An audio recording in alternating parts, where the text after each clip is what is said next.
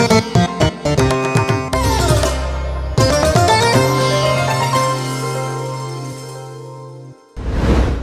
প্রিয়জনেরা, প্রভু যীশু খ্রিস্টের নামে সকলকে জানাই অভিনন্দন। কেমন আছেন? ভালো আছেন? এই জায়গাটা আপনারা দেখছেন, জায়গাটা খুবই সুন্দর। আজকে আপনারা এই ভিডিওটা দেখছেন এই আশা নিয়ে যে ঈশ্বরের বাক্য আজকে কি। আপনারা তো এটাই চান, প্রতিদিন ঈশ্বর আপনাদের সাথে কথা বলেন, আশীর্বাদ দেন।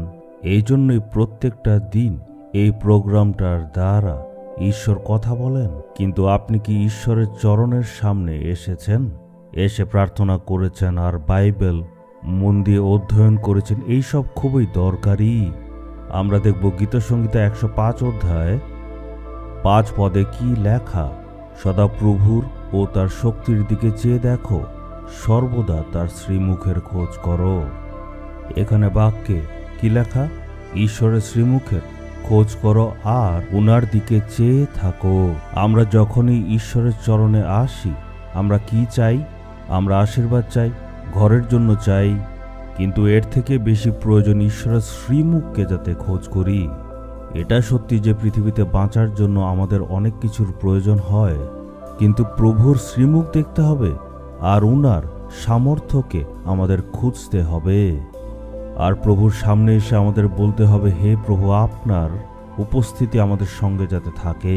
এই পৃথিবীতে বাঁচার জন্য আমাদের প্রভুর সামর্থ্য দরকার। এই জন্য আমাদের প্রভুর কাছে গিয়ে বলতে হবে, সামর্থ্য দিন। এই পৃথিবীতে আপনি যে কোনো কাজ করুন না কেন, আপনার কিন্তু শক্তির প্রয়োজন। কিন্তু লোকেরা ভাবে খেলাধুলায় বা যেখানে কম্পিটিশন হয় সেই সব জায়গাতেই মাত্র শক্তির প্রয়োজন হয়ে থাকে, কিন্তু না, প্রত্যেকটা দিন কাজে শক্তির প্রয়োজন। অফিসে ঠিকভাবে কাজ করার জন্য শক্তি দরকার, সেবা কাজ করার জন্য শক্তির দরকার, যে কোনো কাজের জন্য শক্তির প্রয়োজন হয়। শারীরিক শক্তির থেকেও বেশি যে জিনিসটা প্রয়োজন সেটা হচ্ছে আমাদের আত্মিক শক্তি। বাইরের শক্তির থেকেও বেশি ভেতরের শক্তি আমাদের অর্জন করতে হবে। আজকে আপনি যদি একজন ছাত্র হয়ে থাকেন, ভালোভাবে পড়াশোনা করার জন্য ঐশ্বরীয় শক্তির আপনার প্রয়োজন আছে। এই জন্য আমাদের সবসময় ঈশ্বর থেকে শক্তি আর উনার সামর্থ্যকে চাইতে হবে। নিজেকে পরীক্ষা করে দেখতে হবে, আমি কি আত্মিক জীবনের দিকে বেশি ধ্যান দেই? সেটা ধ্যান দিন।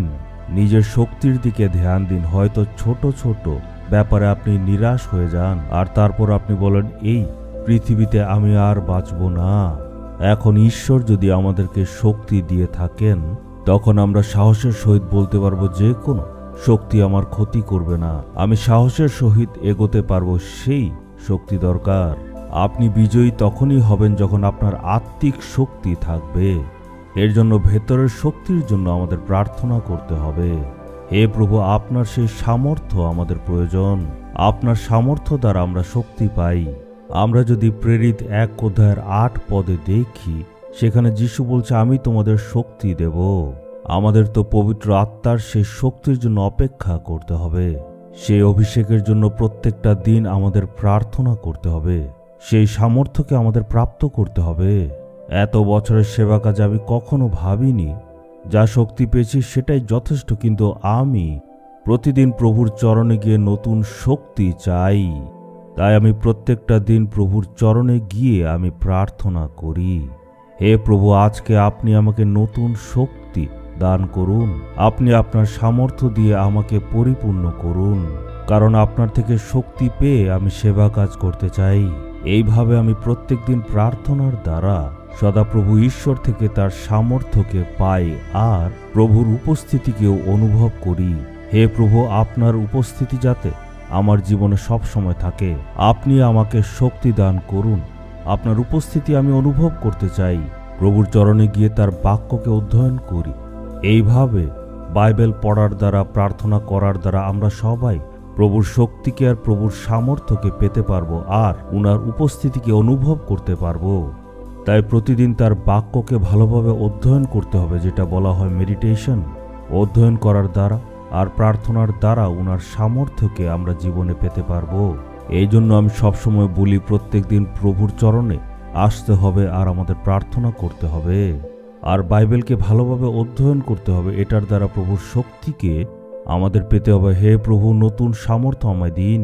নতুন শক্তি আমায় দিন, আমি আপনার চরণে এসেছি। আমাদের প্রভুর চরণে বসে সব সময় প্রার্থনা করতে হবে আর বাইবেলের বাক্যকে অধ্যয়ন করতে হবে। যখন আপনি ঘর থেকে বের হবেন তার আগে ভালোভাবে ঈশ্বরের কাছে যান আর উনার কাছে আপনি প্রার্থনা করুন, বাইবেল পড়ুন। তখন দেখবেন সব কাজ আপনি সুন্দরভাবে করতে পারছেন, কঠিন কাজও অনেক সহজে করতে পারবেন। ঈশ্বরের শক্তিকে আপনি সেই দিন অনুভব করতে পারবেন। শুধু জাগতিক আশীর্বাদের দিকে ধ্যান দেবেন না, জাগতিক আশীর্বাদ নিয়ে শুধু বসে থাকবেন না। ঈশ্বর কি বলতে চাইছেন এইসব দিকে আমাদের ধ্যান দিতে হবে। আমরা প্রার্থনাতে কি চাই বিচার করতে হবে। আমরা আমাদের জীবনে ঈশ্বরকে খোঁজার জন্য যদি সবসময় চেষ্টা করি, সেটাকে প্রথম স্থান দেই, তখন ঈশ্বরের থেকে আমরা আশীর্বাদ পাব। আপনি যদি ঈশ্বর থেকে শক্তি প্রাপ্ত না করেন, আপনার জীবন সবসময় খালি খালি থাকবে। তখন আপনার সামর্থ্য থাকবে না, অসুস্থতা থাকবে, মনে শান্তি হবে না, আশীর্বাদ থাকবে না। যদি আপনি প্রভুর চরণে আসেন, তখন প্রভু সব অভাব দূর করবেন। আজ সম্পূর্ণ মন দিয়ে অর্পণ করুন। হে প্রভু, আপনার চরণে আমি এসেছি, আপনার শক্তি প্রাপ্ত করার জন্য অনুগ্রহ দিন। আপনার চরণে আপনার শক্তি পেতে এসেছি।